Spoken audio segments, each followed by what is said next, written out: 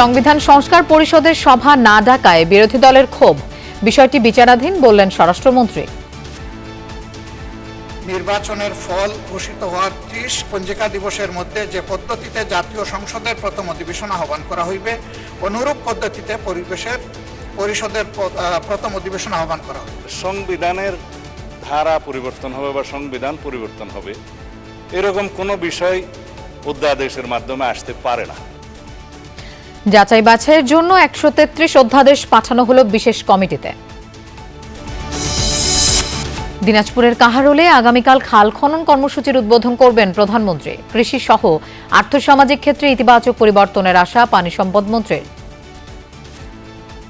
সারা বাংলাদেশে এট এ টাইম একই দিনে আমাদের মাননীয় মন্ত্রী, প্রতিমন্ত্রী সাহেবরা সব জায়গায় উদ্বোধন করবেন।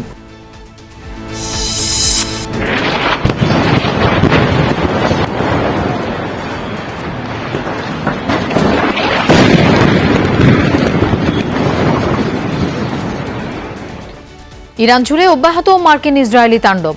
আজও ইস্পাহানে ১৫ জনের প্রাণহানি। ফুরিয়ে আসছে মিসাইল ইন্টারসেপ্টর। হামলা ঠেকাতে হিমশিম খাচ্ছে তেল আবিব।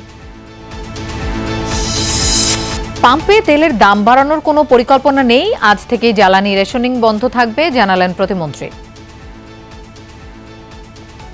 কোনো অসাধু ব্যক্তি অসাধু উপায়ে এই তেল মজুত করে বাড়তি ফায়দা লুটবার কোনো অপচেষ্টা না করে যদি আমরা করি, এই বিষয়টি সরকার যে সিদ্ধান্ত গ্রহণ করেছে এই সিদ্ধান্ত বহাল থাকবে।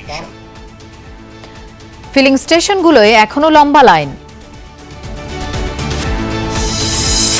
প্রিয়জনের সাথে ঈদ উদযাপনে রেলপথে আজও বাড়ির পথ ধরেছেন অনেকে। ঠিক সময় ছাড়ছে আন্তনগর ট্রেনগুলো, তেমন চাপ নেই বাস টার্মিনালে।